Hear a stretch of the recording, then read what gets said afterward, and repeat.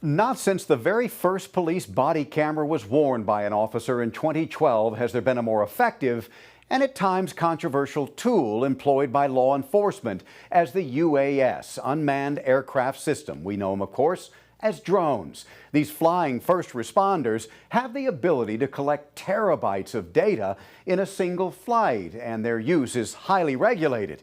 For now, the Bend Police Department's use of drones took off about a decade ago, giving officers a lay of the land and a chance to better understand what they're up against before the first officer ever arrives. It is technology that has truly offered an elevated response. When more than 70 law enforcement agencies converge on a small Oregon mountain town to learn about the dozens of benefits packed into this small device, it really does say something about that local program. And from one end of the country to the other, the Bend Police Department has built a reputation as being one of the most proficient users of drone technology. So a couple things unique about it, very small.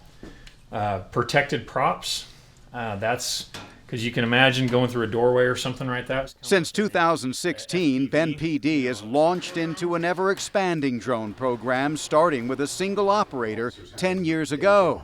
Today, there are a dozen, and this nifty little climate-controlled hangar on top of the Public Works building that can launch a drone within a few seconds of an emergency call coming in.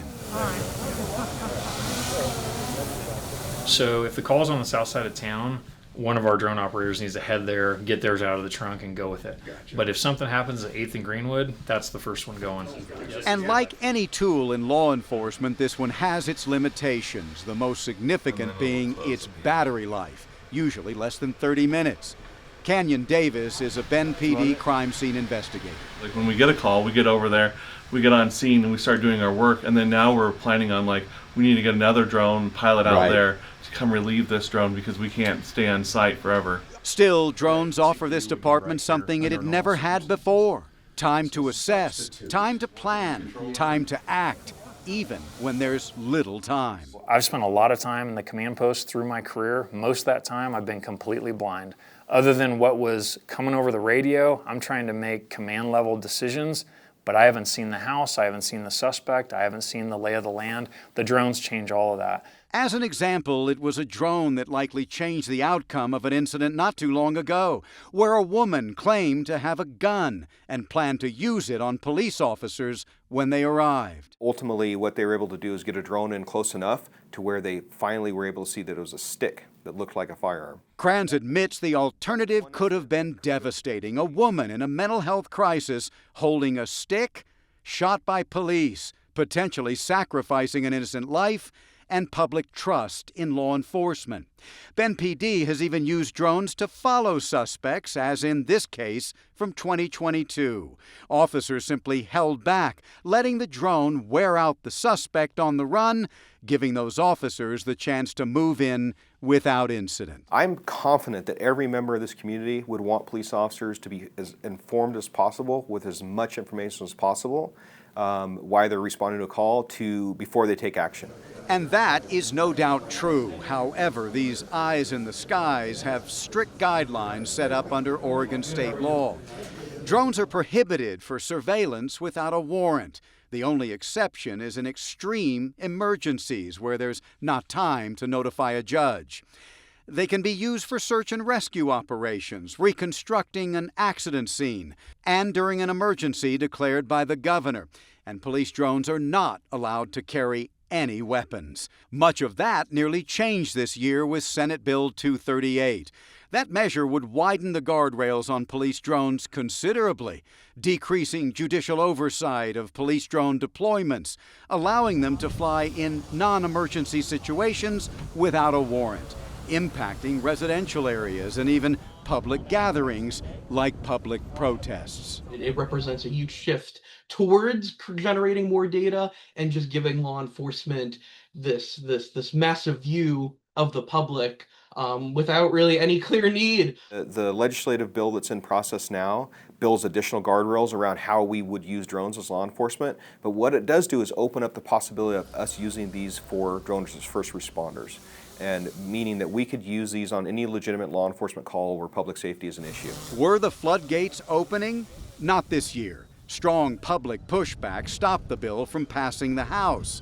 Still, State Senator Anthony Broadman supported the measure for what he believes it did for public safety. I mean, my goals are to protect workplace safety for officers, protect people who are, in our community who are having interactions with police officers. Broadman and others in the state legislature are sure of one thing: drones are here to stay. And as that technology evolves, so too will their use by law enforcement. But perhaps the biggest question to answer anytime the guardrails are widened: what will become of the terabytes of data collected through the lens and microphones of these flying recorders? On the issue of privacy, would you support making sure that whatever bill gets through, or at least gets your vote, allows for the public to see that data? We have a robust array of civil liberties protections.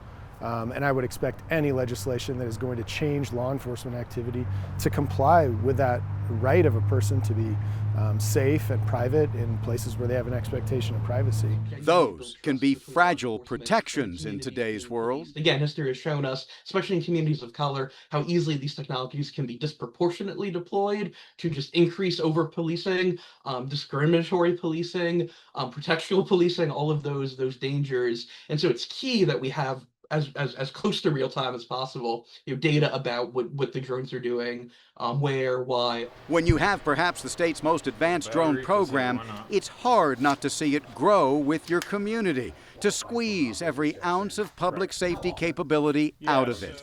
Ben PD supports any legislation that lets them do just that. I would make the argument there is a whole host of public safety calls that we could be more effective on if we were allowed to use the drone. The state legislature will, of course, have to draft a new bill if it wants to try again in expanding the use of law enforcement drones.